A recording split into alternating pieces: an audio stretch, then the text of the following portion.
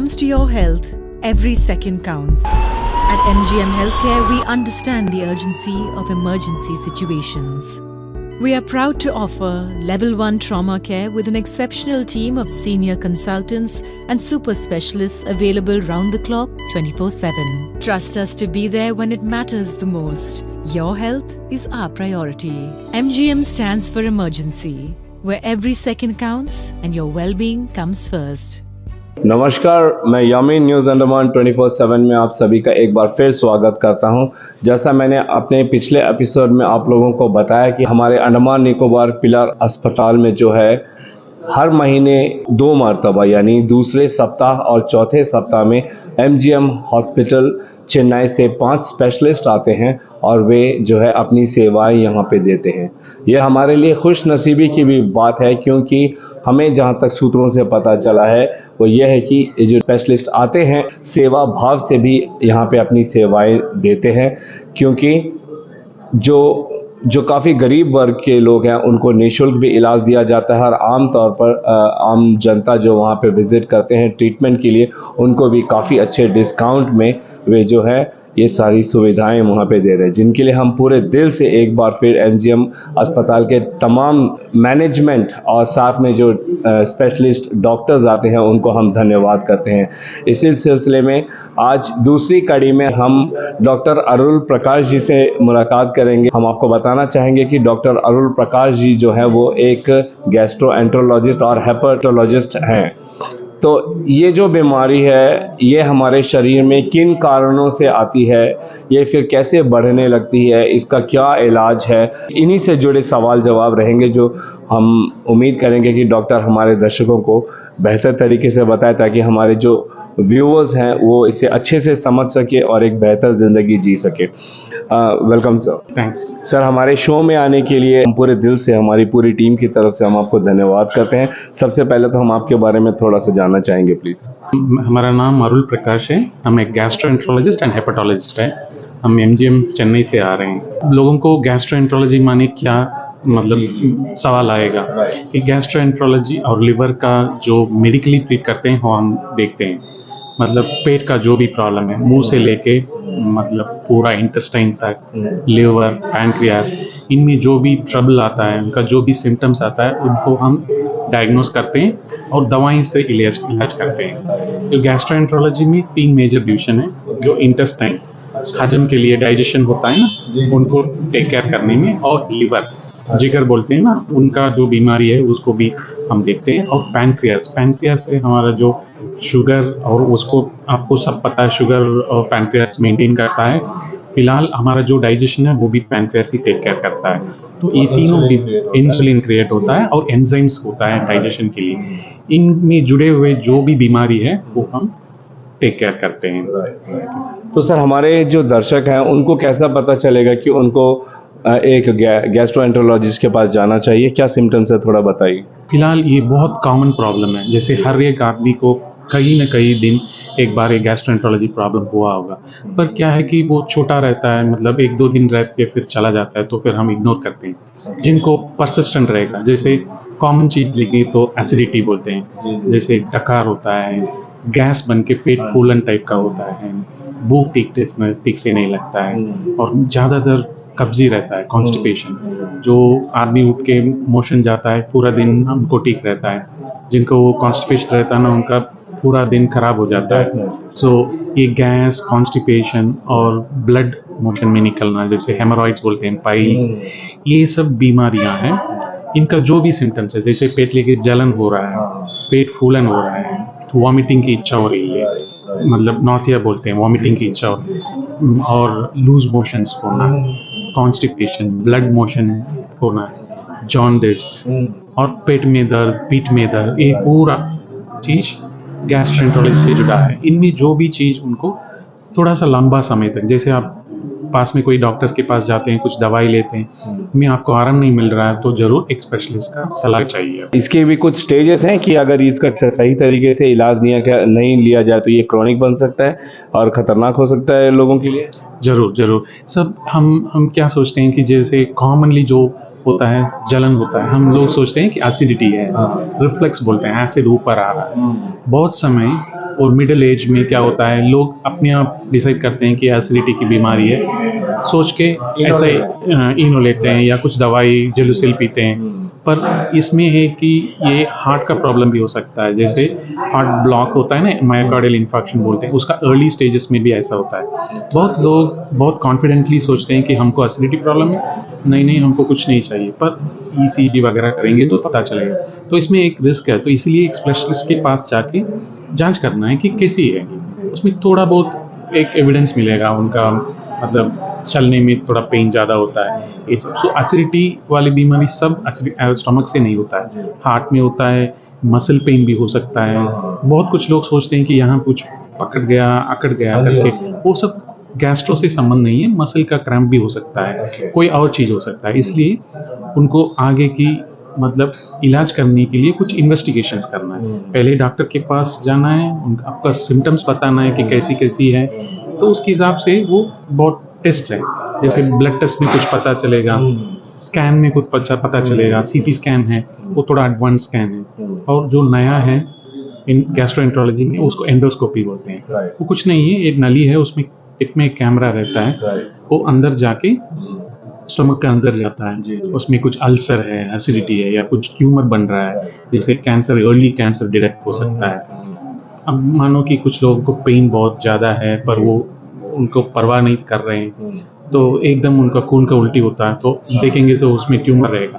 तो इसीलिए पहले जब आपको ये प्रॉब्लम होता है ना, उस समय जाके एंडोस्कोपी टाइप का चेक करेगा, तो उनको पता चल जाएगा कि क्या बीमारी है। वैसे ही लार्ज इंटेस्टाइन को कोलन बोलते हैं ना, उनको कोलोनोस्कोपी बोलते हैं। जैसे ब्लड होता है, कॉन्स्टिपेशन रहता है, दवा पी के पेट को साफ करके नीचे से भी एक ट्यूब डाल के देख सकते हैं वो इंटेस्टाइन को। ये सब बीमारियां इसी इन्वेस्टिगेशन में हमको कुछ पकड़ में आ जाएगा कि क्या है, तो उसके हिसाब से आगे का ट्रीटमेंट देंगे। आपने जैसे पूछा है कि एक क्रॉनिक प्रॉब्लम हो सकता है, जैसे जब अर्ली स्टेज में हम कुछ भी डिटेक्ट करते हैं ना, तो जल्दी आपको ठीक कर सकते हैं। बहुत लेट होता है तो फिर दिक्कत। किन किन बीमारियों को ये बुलावा दे सकती है? जैसे स्टमक में ये लॉन्ग स्टैंडिंग इन्फेक्शन हो सकता है एक चीज, और कैंसर, अल्सर हो सकता है। जैसे कॉमन चीज होता है तो रिफ्लेक्स बोलते हैं, एसिड रिफ्लेक्स, अल्सर बोलते हैं, ठीक है। और ये आईबीडी बोलते हैं, inflammatory bowel disease, small intestine और लार्ज इंटेस्टाइन में अफेक्ट करता है, और इनको लूज मोशन और ब्लड भी मिक्स होके चलता है। और दूसरा कॉमन चीज है पाइल्स का बीमारी और फिशर बोलता है, ये दोनों कॉमन बीमारी है। तो ज़्यादातर लोग जॉन्डिस के बारे में पूछते हैं, लिवर के बारे में। हर एक आदमी को अल्ट्रासाउंड करेगा तो उसमें फैटी लिवर मिल जाता है, बहुत टेंशन हो जाता है। तो सब लोगों को ये समझ है कि फैटी लिवर होता है तो लिवर खराब हो गया, ऐसी बात नहीं। जो थोड़ा सा फैट रहता है, ओबीस रहता है, काम ठीक से नहीं कर पाता है, एक्सरसाइज नहीं करता है, खाना ज़्यादा लेता है, ऑयली फूड ज़्यादा खाता है, रिच फूड खाना खाता है, उनमें चर्बी जम जाता है फैट लिवर में, ठीक है। लिवर धीरे धीरे से डैमेज होता है। इसके अलावा बहुत कुछ कारण है, हेपेटाइटिस बी सी करके वायरस कृमि है, वो लिवर को अफेक्ट करके धीरे धीरे से लिवर को डैमेज करता है। तो bad thing about liver is, अब पहली बार में दिन में आपको पता नहीं चलेगा, अब 1 साल 2 साल 5 साल होने के बाद ही धीरे धीरे से आपको मैनिफेस्ट होगा। उस समय आप कुछ नहीं कर सकते क्योंकि ये रिवर्सिबल नहीं है। जब लिवर खराब हो जाता है उसको ठीक करना मुश्किल है, इसलिए तो लिवर भी अगर डैमेज हो रहा है तो इसका शुरुआत में हमें पता नहीं चलता है, ज़्यादातर ले किडनी की तरह। हाँ, किडनी की तरह। ये जैसे 2 तरह का बीमारी होता है लिवर में, एक अक्यूट बोलते हैं, मतलब जैसे बच्चे लोगों में जॉन्डिस होता है ना, खाने में कुछ कृमि हो गया होगा, वो लिवर खराब होके जॉन्डिस होगा, वो 1 महीने में 2 महीने में ठीक हो जाता है, वो अलग है। दूसरी टाइप का जो लिवर को अफेक्ट करता है ना, उसको क्रॉनिक लिवर डिसीज बोलते हैं। वो धीरे धीरे धीरे से पता भी नहीं चलता है, अनलेस आपको कुछ स्कैन करेगा, ब्लड टेस्ट करेगा, कुछ पता नहीं चलता है। तो लास्ट में अब पहुंच जाएंगे एक पोजीशन में कि अभी कुछ नहीं कर सकते हैं करके हो जाएगा, क्योंकि ये 2 बीमारी लिवर को अफेक्ट करता है, सिरोसिस बोलते हैं, उसको रिवर्स नहीं कर सकते हैं। तो उनको ठीक करने के लिए इधर लिवर ट्रांसप्लांट की ज़रूरत पड़ती है, जो एंड स्टेज लिवर डिजीज़ बोलते हैं, उसमें लिवर को हटा के नया लिवर लगाना पड़ता है। तो इसीलिए लिवर का बहुत इम्पॉर्टेंट है, लिवर का जो काम है बहुत इम्पॉर्टेंट है। आप जो भी खाना खाते हैं उसको डाइजेस्ट के लिए हेल्प करता है, उसको स्टोर करता है, उसको डिवाइड करता है, और जो टॉक्सिन्स आप लेते हैं जैसे टैबलेट्स लेते हैं या कुछ भी आप लेते हैं उसको वो डाइजेस्ट करके देता है, इनएक्टिवेट करता है। अच्छा। सो लिवर एक इम्पोर्टेंट ऑर्गन है। Right. सो जॉन्डिस के बारे में भी हमको ध्यान होना चाहिए। और जो भी उनका सिम्टम्स बहुत हल्का सा पेन हो सकता है, खाने में इच्छा नहीं होती है, टायर्डनेस होता है, बस इस तीनों में। और आइज में येलोइश और यूरिन में येलोइश होता है। इनमें कोई भी बीमारी होगा, मतलब ऐसे कोई सिम्टम्स होगा तो डॉक्टर के पास जाना है। तभी आपने सुना डॉक्टर अरुल प्रकाश जी ने कितने अच्छे तरीके से ऐसे कई सारे सिम्टम्स आप दर्शकों को बताया है, जहां पे आपको पता चले कि आप गैस्ट्रो से जुड़ी जो समस्याएं हैं उससे जूझ रहे हैं या नहीं। अभी डॉक्टर ने बोला और उन्होंने हिंदी में ही कहा है, तो आप लोगों को समझने में भी आसानी हुई है। जैसा हमने अपने पिछले एपिसोड में भी कहा, तो हम इस बार भी यही बताना चाह रहे हैं कि हम लगातार जो है इनसे संपर्क करने का जो नंबर है वो हम स्क्रीन में फ्लैश कर रहे हैं। अगर ऐसी कोई भी जानकारी है, आप जानना चाहते हो, आप डेफिनेटली इनसे फ़ोन करके कांटेक्ट कर सकते हैं। और आप कमेंट्स में भी लिख सकते हो सकता है कि डॉक्टर्स अगर हमारे इस एपिसोड को देखेंगे तो आपके उस कमेंट्स का जवाब भी डेफिनेटली देंगे। लेकिन जैसे डॉक्टर का सुझाव है कि अगर शुरुआती समय में ही अगर आपने इसकी जांच करा ली सही तरीके से, तो फिर ये इलाज हो सकता है इसका। लेकिन अगर इसमें भी आपने ढीलापन किया या देर लगाया, तो ये जो है बीमारी ये थोड़ी सीवियर हो सकती है, जो आगे चलकर आपके लिए एक परेशानी का सबब बन सकता है। जैसे हम अभी बताया है कि ना लिवर एक मेजर ऑर्गन है, तो उसमें हमको शरीर का खूब सारे काम वो करता है। फैक्ट्री तो hepatology is mainly with liver. Hepatology एक डिवीजन है, क्योंकि वो बहुत बड़ा ऑर्गन है। और दूसरा है पैंक्रियास। पैंक्रियास में भी मैंने बोला है ना, डाइजेशन के लिए एंजाइम्स वो देता है। जिनको पैंक्रियास का प्रॉब्लम रहता है ना, उनको शरीर में दुर्बल होता है, लूज मोशंस होता है और वीकनेस हो जाता है, और सिवियर बैक पेन भी हो सकता है। ये भी बहुत इंपॉर्टेंट बीमारी है। बहुत ये ज़्यादातर लोगों को नहीं होता है, इसीलिए हमको बट अवेयरनेस होना चाहिए कि क्या क्या करने में होता है। अल्कोहल लेने में लिवर भी खराब हो जाता है और पैंक्रियास भी खराब ही हो जाता है। तो इसीलिए जो भी अल्कोहल लेते हैं ना, उनको ये समझ के जाना पड़ेगा कि वो रिस्क ले रहा है, ये बीमारी आने का उनको बहुत संभावना है। तो इसलिए बहुत केयरफुल रहना चाहिए। Prevention is better than cure. So आपको पहले ये सब बीमारी आने का क्या क्या प्रॉब्लम हो सकता है वो देखना है। जैसे आपका लाइफस्टाइल, डाइट, आपका खाने की तरीका है, जीने की तरीका है, उसमें बहुत फ़र्क लेके आना पड़ेगा। जैसे ऑयली फूड्स अवॉइड करना है, फिजिकल एक्टिविटी आपको बहुत हेल्प करता है। और रिच खाने तो खा सकते हैं, मतलब बहुत कंटिन्यूसली नहीं लेना चाहिए। और अल्कोहल और smoking definitely, because alcohol liver को भी डैमेज करता है, पैंक्रियास को भी डैमेज करता है, तो वो ज़रूर आपको अवॉइड करना है। और जो भी प्रॉब्लम आपको होता है, अर्ली डॉक्टर के पास जाके सलाह लेना है।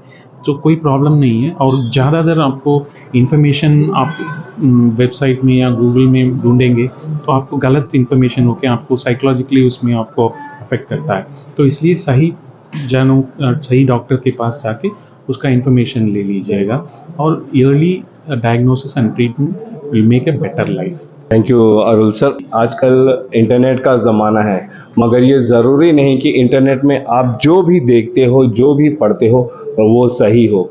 डेफिनेटली काफ़ी हेल्पफुल होता है, कई सारे हमें ऑथेंटिक इन्फॉर्मेशन मिलते हैं इंटरनेट में, मगर सतर्क रहिए कि खासकर स्वास्थ्य को लेकर आप किसी वेबसाइट पे जाते हो तो ये कोई ज़रूरी नहीं है कि वहाँ पे जो सुझाव दिया जा रहा है वो सही हो। या ऐसे कई सारे कमर्शियल्स आते हैं जहाँ पे बताया जाता है कि इन बीमारियों के लिए ऐसा इलाज करें, वैसा इलाज करें। कतई इन पर आँख बंद कर आप भरोसा ना करें। डॉक्टर का भी यही कहना है कि आप अगर ऐसी किसी भी समस्याओं से जूझ रहे हैं तो कृपया निकटतम अपने एक स्पेशलिस्ट डॉक्टर से मिले, पूरी तरीके से अपना इलाज कराएं और एक हेल्दी जीवन जिए। इन सब बीमारियों से, खासकर गैस्ट्रोएंटरोलॉजी से जुड़ी जो बीमारियां हैं और हेपेटोलॉजी से जुड़ी जो बीमारियां हैं, जो हमारे जिगरा यानी लीवर से जुड़ी होती है, इनका भी यही सुझाव है हम सब के लिए कि एक अच्छी हेल्दी लाइफस्टाइल को अपनाएं। कब खाना है, कैसे खाना है, कितना खाना है, ये बहुत महत्वपूर्ण है। जैसे डॉक्टर ने भी कहा कि ज़्यादा अगर हम रिच फूड खाते हैं, ऑयली तेल मसालों से भरी जो खाना पीना होता है, ये हम ज़्यादा मात्रा में लेते हैं तो ये फिर आगे बीमारी का सबब बन सकता है। ज़रूर खाएं। स्वाद के लिए हम बहुत किस्म के खाना खाते हैं, मगर इसको मेंटेन करना चाहिए। पौष्टिक आहार लेना और हेल्दी फूड खाना, ये अक्सर डॉक्टर हमें सजेस्ट करते हैं, हम स्कूल में भी पढ़ते हैं कि ये हमारे स्वास्थ्य के लिए कितना ज़रूरी है। तो इन बातों को अगर हम ध्यान रखेंगे अपने खान पान के दौरान और अपने लाइफस्टाइल में, और साथ में थोड़ी अगर हम एक्सरसाइज व्यायाम करेंगे, तो डेफिनेटली हम ऐसी कई परेशानियों से बच सकते हैं जहाँ पे हमें ना तो डॉक्टरों से मिलना पड़ेगा, ना अस्पताल जाना पड़ेगा। कहते हैं ना, इंसान की फितरत होती है कि उन्हें जिस चीज़ के लिए मना किया जाए, क्यूरियोसिटी के तौर पे उन चीज़ों को वो कर ही जाते हैं और वो फिर बीमार पड़ जाते हैं। तब हमें डॉक्टरों की ज़रूरत पड़ती है, जिन्हें भगवान का दूसरा रूप भी कहा जाता है। हम जब बीमार होते हैं, ऐसे कभी कभी ऐसे स्थिति में आ जाते हैं कि हमारी जान जाने वाली होती है, वहाँ से हमें खींच कर लेकर आने वाले ये हमारे डॉक्टर्स ही होते हैं। हम इन दुनिया भर के डॉक्टरों को धन्यवाद करते हैं जो मानव जाति को अपनी सेवाएं देते हैं और उन्हें स्वस्थ रहने का सुझाव देते हैं, उनका इलाज करते हैं। साथ ही हम एनजीएम हॉस्पिटल से आए 5 स्पेशलिस्ट डॉक्टर जो पिलार अस्पताल में हर महीने दूसरे और चौथे हफ्ते में यहाँ पे काफ़ी किफ़ायती दामों में अपनी सेवाएं दे रहे हैं, हम उन सब डॉक्टरों को तहे दिल से धन्यवाद करते हैं। जैसा हमने बीच में पहले भी कहा है कि स्क्रीन में नंबर फ्लैश हो रहे हैं, किसी भी तरह की जानकारी के लिए आप इनसे संपर्क कर सकते हैं। फ़िलहाल के लिए हम डॉक्टर को पूरे दिल से धन्यवाद कहेंगे हमारे चैनल में आके अपने बारे में बताने के लिए, सर अपनी सेवाओं के बारे में बताने के लिए। अंत में हम आपसे रिक्वेस्ट करेंगे, एक लाइक ए वन लाइनर हमारे दर्शकों को प्लीज़ कुछ सजेस्ट करिए।